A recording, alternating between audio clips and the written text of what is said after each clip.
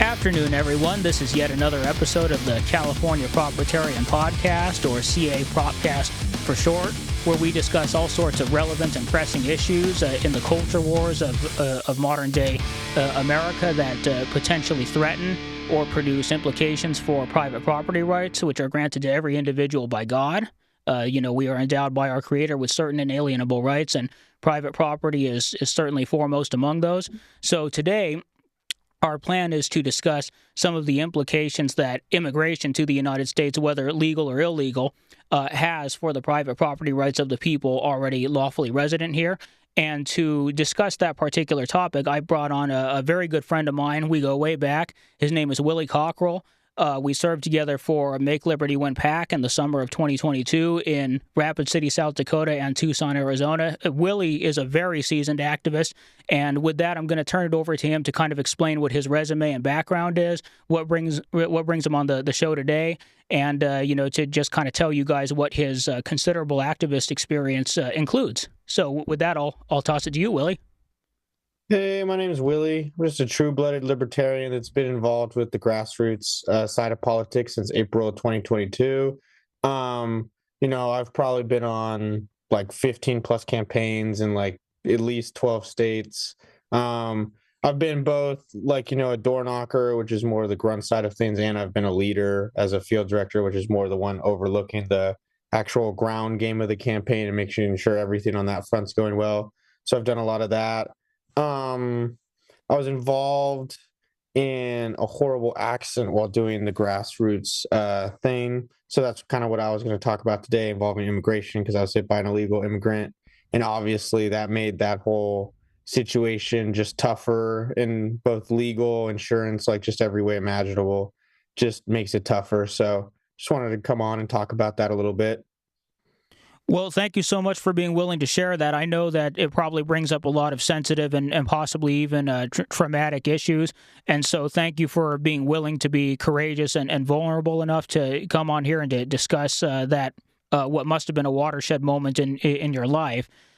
Now, just to preface what we're going to be discussing going forward, I just want to say, and I think, and Willie, you can correct me here if I'm wrong, as right-wing libertarians / proprietarians, I think we kind of both agree that with very few exceptions, state control is a bad thing. And generally, I extend that principle to immigration. In theory and in principle, I am against the concept of nation-state borders. However, the issue we have in the modern-day United States is that we have a welfare state, a very expansive welfare state that draws immigrants in from all over the world, both legally and illegally, for the wrong reasons. They come here to soak off of and steal from the American taxpayer. And then what that also does is it draws in people that are irresponsible, that are unscrupulous, that are willing to drive cars without insurance, without the proper skills to drive. And on top of that, they also very often don't obey the rules of the road, which, if I understand correctly, is part of what led to the horrible accident that you were in.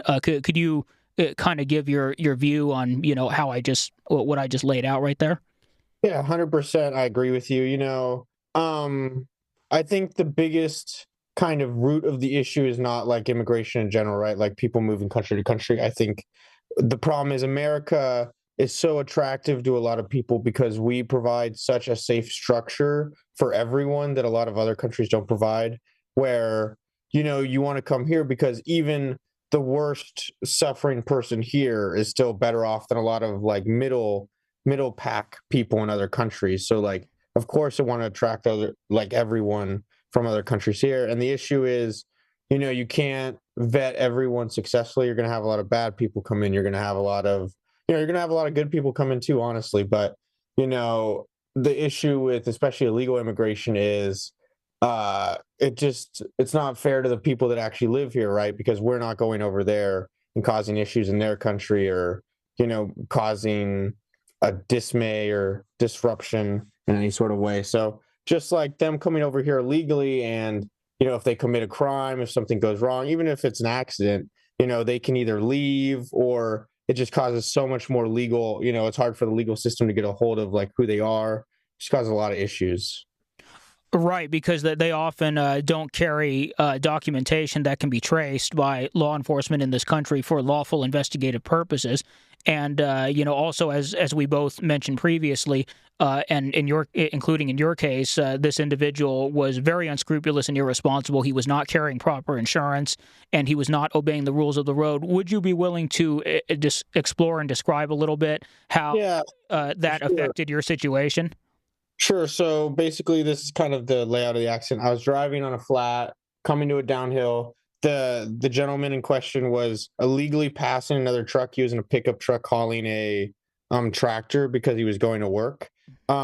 So because was in a rush to work, right? Because he it is a good opportunity for him out here to work. He tries to illegally pass. He doesn't see me coming. He hits me. But more the issue with the immigration side of things. So he didn't have any insurance, obviously, because he's an illegal immigrant. He didn't have an American license. He actually only had a Mexican license. So technically, he shouldn't have even been legally driving in the United States because you needed a United States license to drive here. So technically, he shouldn't have been legal. He actually was originally on a work visa, so he came here originally legally, but it had expired, and it had been expired for over like 6 months, which is crazy to learn how like little effort they put into actually like tracking people down whose work visas expires. Most of like that's actually where a lot of illegal immigration comes from. I think like something like 60% of illegal immigrants are just people that come on visas that expire and just don't get kicked out. So it's kind of crazy to me we don't have some with all the, tax money and all the government programs we have involving immigration, we don't have some kind of simple system where you literally have a date where someone's visa is going to expire. It would be easy to either send them an email or call, maybe give them some kind of like re-up it a few months in advance so they can still be legal. Because if their visa expires, they go back to being a legal immigrant. It's like all those same issues, even though they were legal at one point, come right back with all the legal issues and all the insurance issues. Technically they're not supposed to be working, so they have to work under the table, you know. Absolutely, all of that can be deeply problematic. And as you pointed out, you would think that with the ridiculous and unconstitutional federal income taxes we have in this country, you would think that some of that money could at least be used to fund public services that are potentially useful. But too often we see them thrown away on a very wasteful bureaucracy and on an incredibly reckless and overfunded welfare state. And also, this is a little bit off topic, but also on an excessively and overly funded warfare state or military industrial complex. But that's a topic for another day. But can you potentially go into, if you're allowed to and if you're willing, the issues that him being uninsured specifically caused you in the aftermath of the accident? So sure. So also, I should mention this in the accident. Unfortunately, one of my coworkers I was driving to the airport passed away tragically. She didn't make it through. So involving her family, like her family, if I didn't have insurance, would have gotten nothing. Like literally because he was uninsured, they would have gotten nothing for the life of their daughter if I didn't have insurance. They had to sue my insurance, which didn't affect me. But so basically, when an illegal immigrant hits somebody or uh, you know, kills them, right? It's basically up to the responsibility of the family of the person or the like whoever was driving the other person. The illegal immigrant basically like financially has no like responsibility at all to like pay any damages. Right, and I'm guessing, even though, and let me know if you feel like going into this. I believe you did mention that he has at this point been criminally charged. Uh, Yeah, so mhm. so he wasn't criminally charged. This is the other thing about like I don't know the specifics of how him being an illegal immigrant. I wasn't too involved, obviously. I'm not a police officer in Texas. I wasn't like the one prosecuting him or going through the steps, but he wasn't charged until like the beginning of last month, so the beginning of April. The accident happened March 21st, so it was over a year for him to get charged. Wow. So that entire year, he was just free and about, Yeah. living his life, and he could have hurt somebody else. He could have like tried to escape. I mean, luckily he's in custody now, so they Yes. were able to get him. But he could have tried to escape. He could have tried to do a lot of stuff, and because he's an illegal immigrant, if he had gone to Mexico, they could have extradited him because Mexico's supposed to extradite people, but who knows, right? Mexico and other Latin American countries, they have a long history of very often failing to comply with lawful and warranted extradition requests from the United States for their nationals who have committed, in many cases, serious and heinous crimes on this side of the border. And now I have to ask real quick, to your knowledge, was the individual in question, was he drunk or otherwise chemically impaired? No, I actually don't think so. I'm pretty sure when they did a blood report on him, he wasn't. And he seemed okay. I actually saw him. So in the accident, I was pretty banged up, but he got out of the car and was like calling. I assume EMS. I hope EMS. But so I saw him. He looked fine. Like he looked whatever. I think what the officer said to me in the hospital was he was on his way to work, and I think he was just running late. So I think he was in a rush. So he was just trying to like kind of disobey the rules of the road to like get there faster, right? So Yes. yeah, I was the one that paid the price, but Yeah, and your colleague as well. yeah. Tragedy, that's a true shame right there. But what I kind of wanted to bring the discussion to a little bit, if I may, is I have this theory, and this theory is shared, I think, by a lot of other right wing libertarians and proprietarians like ourselves, that the presence of our overly bloated welfare state in this country, because it draws people that are here to take our public services for free that they've never paid into and likely never will. That this draws in individuals that are incredibly irresponsible and willing to violate rules that, not all rules are valid, of course, but they're willing to violate rules that are specifically put in place to preserve life, liberty, and property. And they're willing to violate the rights of the people already here in so doing. So, can you kind of give me your view on, whether you think that that's, a sensible theory that explains why, things like this happen with regard to, illegals in this country? I mean, I 100% agree. Like I think a lot of people come over here to work, but a lot of people come over here because they think it's like their best chance of having kind of like an easy life and having everything they can ever want, you know? So, and I think the welfare state is like too accessible to too many people, right? Like you said, I think you should basically have to like prove you paid into it, right? Like, yeah, if you're paying taxes every year for like years and years, obviously, yeah, you should be able to take advantage of the system. You're the one funding it. But versus if you just like come over here for a day and like get hurt or want to go to the emergency room or whatever, like realistically, we're the ones paying for that as Americans and as like the working class people. Yes. Yeah, and it's criminal, how the federal bureaucracy and not just the Democratic Party, but particularly the Democratic Party and their allies, they really soak off of and take advantage of the working class and lower middle class Americans that work very hard. These people work multiple jobs sometimes, especially these days. They work 60, 70 hours a week. They're doing the right thing. They're dutifully supporting their spouse and or children, and they have to pay taxes to fund services for people that maybe just swam across the Rio Grande or had their visa expire. And not only do those people take welfare services that we pay for, but they also cause all sorts of trouble here that necessitate investigations by law enforcement. They necessitate judicial action in the courts. They often send their kids to our public schools that we have to pay for. So they often receive all kinds of services, both directly and indirectly, that are funded by the American taxpayer. And it's interesting, Willie, if you don't mind my saying so, that this happened to you, because you and I, part of the reason we engage in the activism that we do is to take down the system that is permitting and incentivizing and enabling this sort of thing. And can you talk a little bit about how situations like this might contribute to your activism or motivate it? Yeah, of course, like definitely like I never let it discourage me. Like obviously I went through quite an ordeal, but I never let it discourage me from getting out there. You know, the girl that passed like loved politics. She was getting her degree in politics. Like it would be like, a shame to her to not continue working on. But like this is why people do it, right? Is to try and make the world a better place. So like, this doesn't happen to someone else like it happened to me, right? To try and make the immigration problem, to try and put politicians in place that are actually going to like actively do something about it, not just passively hope the problem goes away, that's kind of why people are politically activists, is they want to take the steps and actually do something in life where, maybe you alone won't make the world a better place, but you plus, your activists colleagues and everyone working together and knocking doors and getting people out there to vote for the right people, all that like contributes together, and you can do the right thing and you can get it done.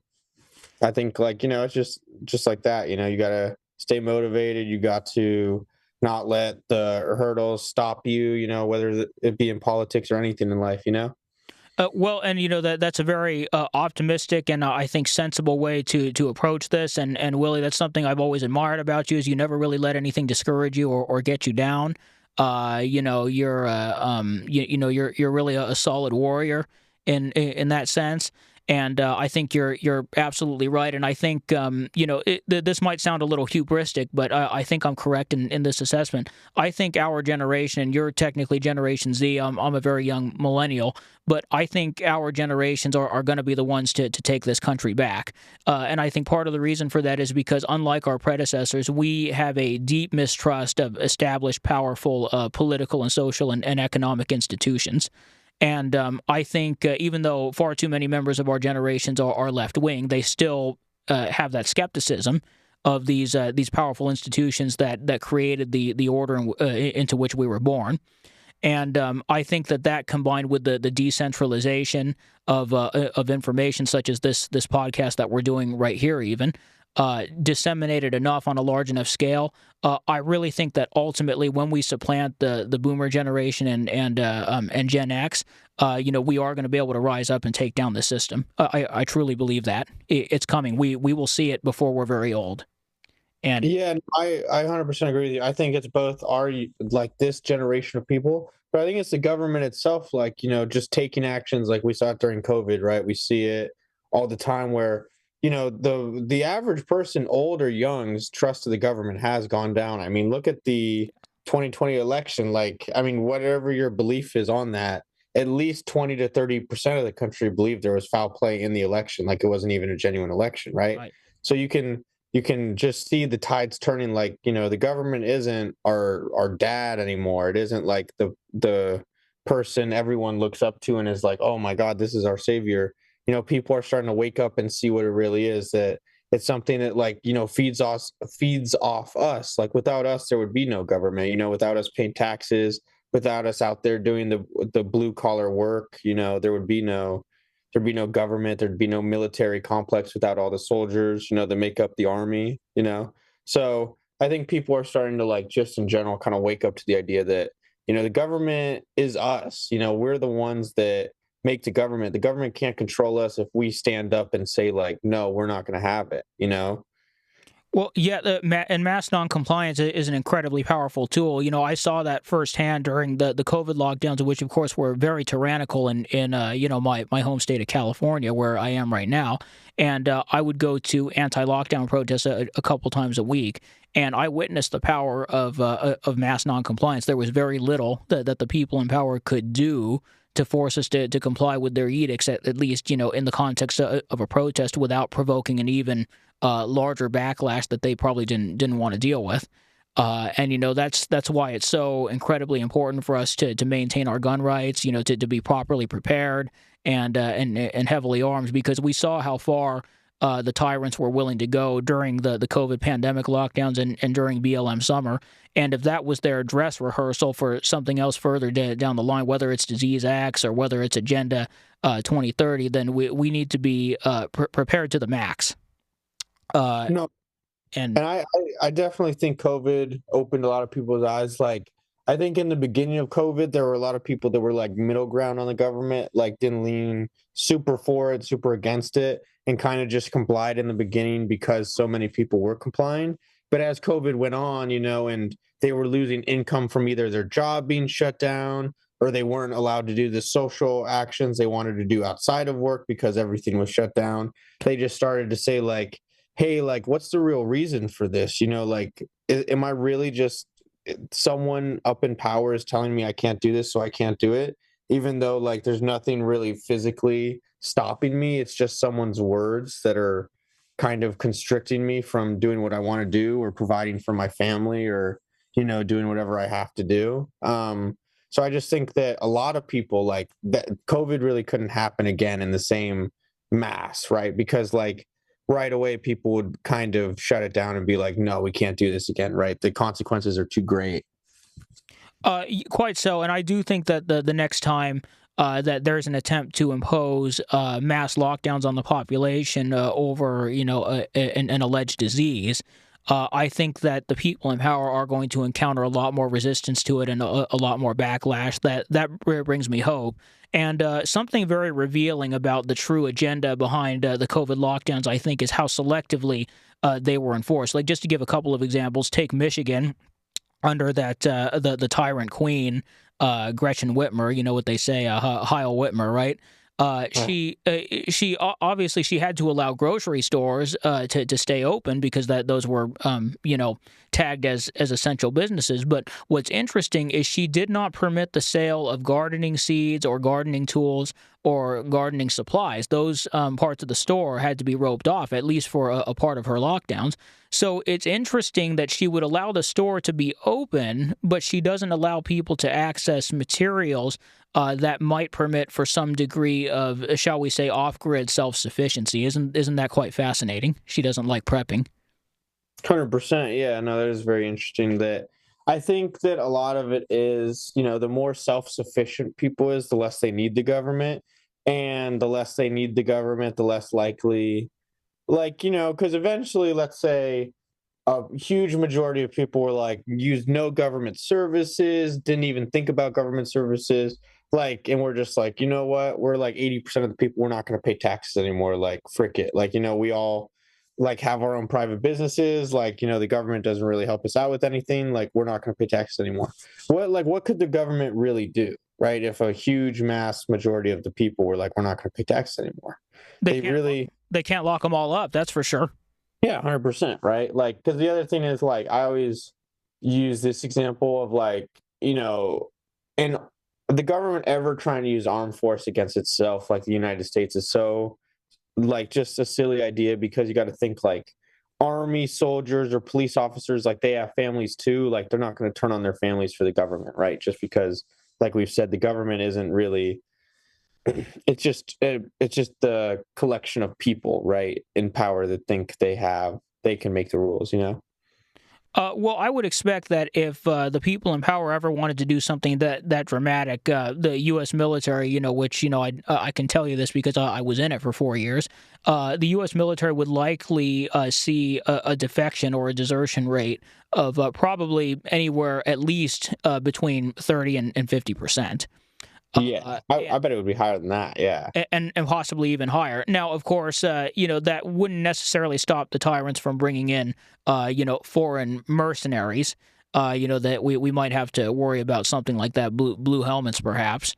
But Or like robots and drones and stuff, right? Like that's kind of increasingly, the scary thing of like a robotized military is the idea of like, who's it really loyal to, right? Is it loyal to the people or is it loyal to the guy with the remote? or Skynet.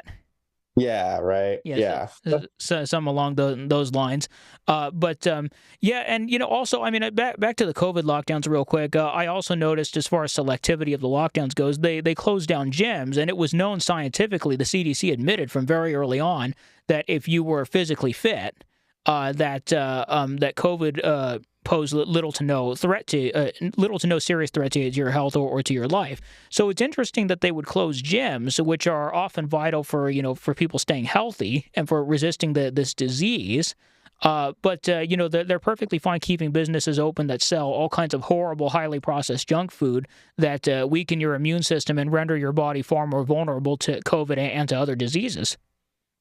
Well, and the other biggest thing with COVID was you saw them pick and choose, right? Like, what does a small like grocery store not sell that Walmart sells, right? Like they sell. I mean, Walmart obviously sells more, but like they sell the same things, just on like a smaller thing. Why were they forced to close?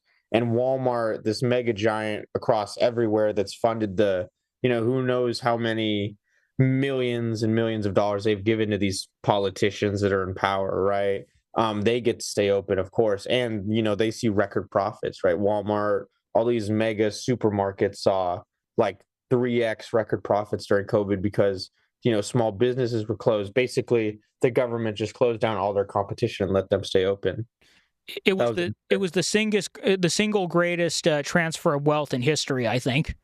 Yeah, 100%. Well, and it's, I mean, we've never seen anything like that. The government coming in and saying, like, in a like kind of simplified sense, they basically said, here's who can compete, here's who can't compete. You can't even, like, you could get it, arrested or fined for even selling stuff without a license or like out of your home, right? Like, you know what I mean? How are you supposed to compete at all?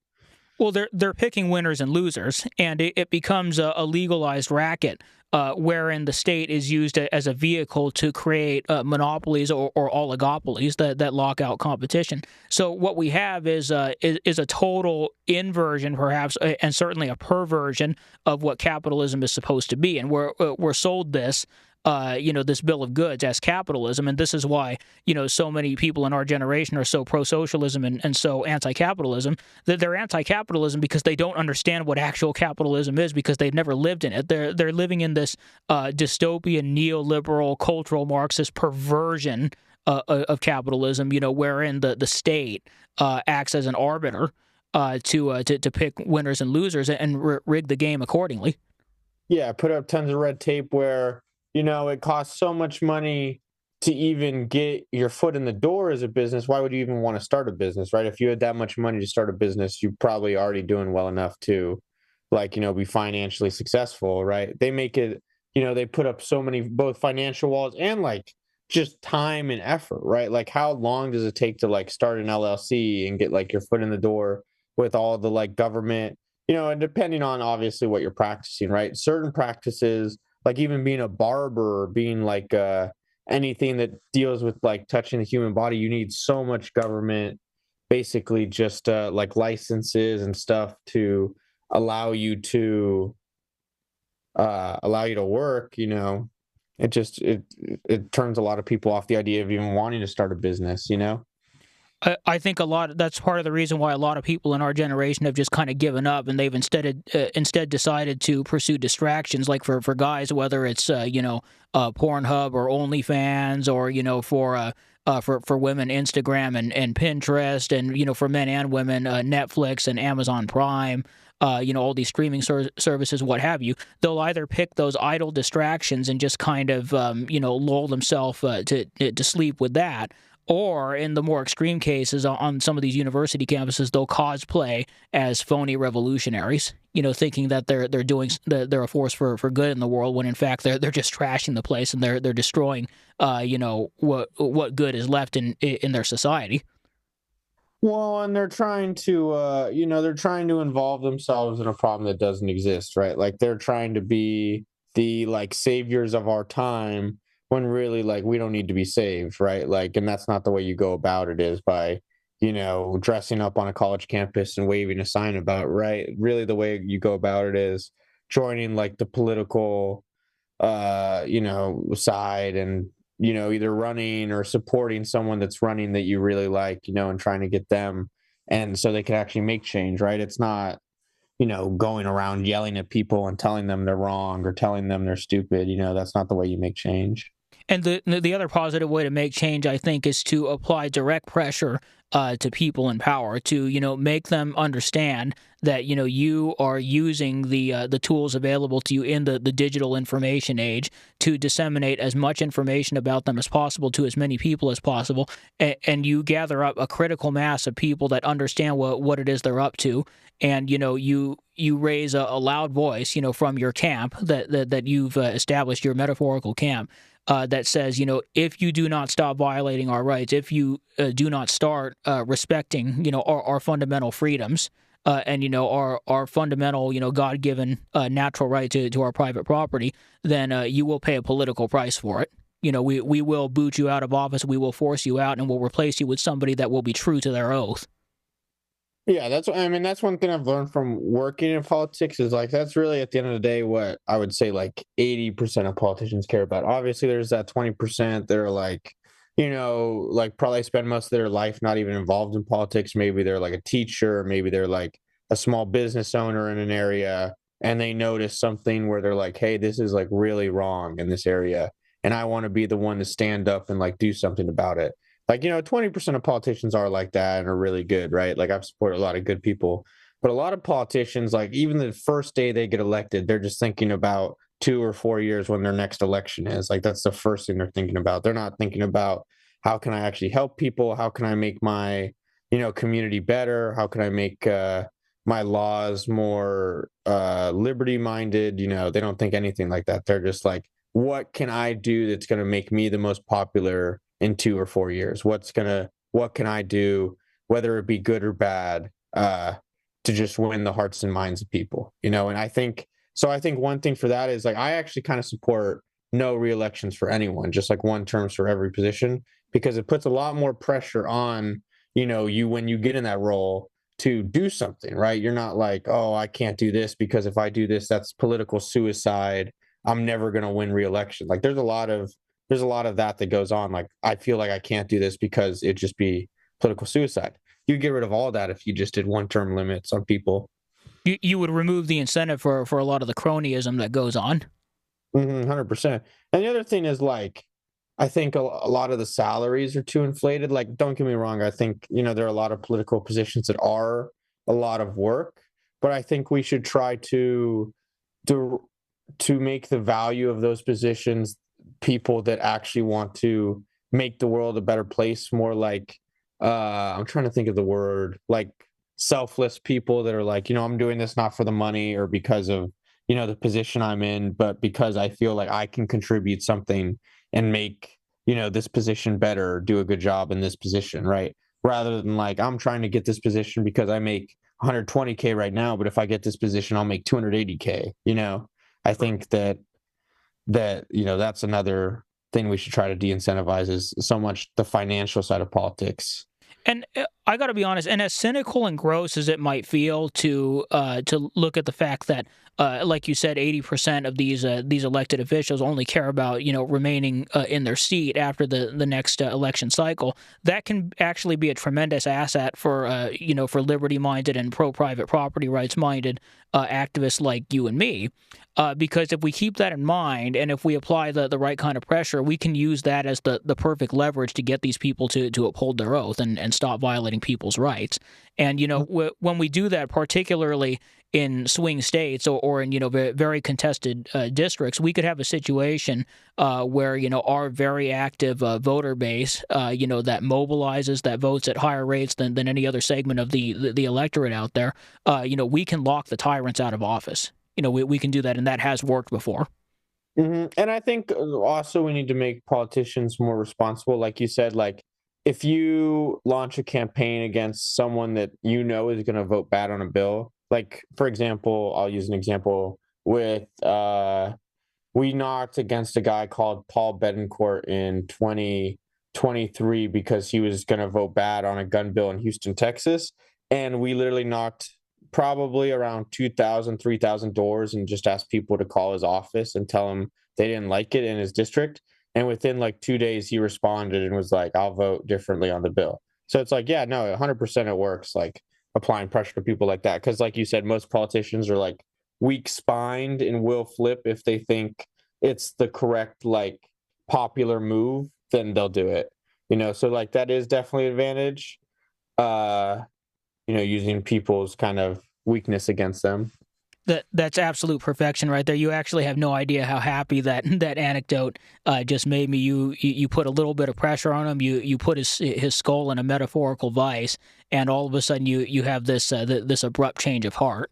It's incredible how that works, and I always love it when our side weaponizes that concept, because we should never cede the ground of leverage politics and pressure politics to the cultural Marxist left. We can't afford to do that, and I'm so glad the American right wing is finally picking up its game in that regard.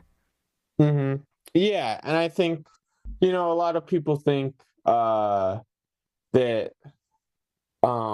politics is evolving, obviously, with social media and stuff. Like, we're seeing politics in the last 20 years like change pretty drastically, right? Just like the involvement with social media, right, versus TV, right? Because like back in the 50s and 60s, you saw a huge change from just like newspapers to like television, right? And we're kind of experiencing the same thing now, from television to Instagram and Facebook and Twitter, all that stuff. That's where, like, honestly, probably a majority of America gets their news and their like political information is from sources like that.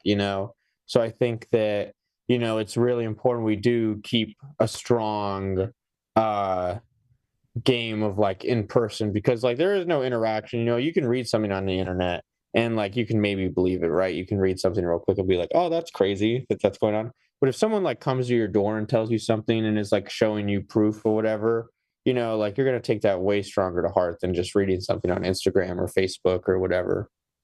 Well, we're a social species, and so therefore there's no true substitute for face-to-face interaction, even in this detached, atomized, digital information age that we live in. But Willie, I want to thank you so much for having the courage and the fortitude to continue to engage in your activism, in spite of what's the horrible thing that's happened to you and your colleague. And thank you so much for being willing to come on today and talk about all of that and its implications, the issues that it causes and that contributed to it to begin with. Thank you so much for contributing. Your 2 cents in that regard. It's an honor and pleasure to have you on, and we look forward to having you on again at some point in the future. Everyone, I just want to say that this is Willie Cockrell. A very solid right wing libertarian activist.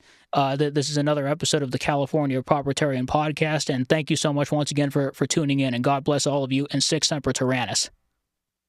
Hey, thanks so much for having me on, Phil. God bless everybody. And yeah, hopefully I'll be on again. That'd be awesome. Absolutely, it's an honor and pleasure having you always. And stay free. Yeah, you too.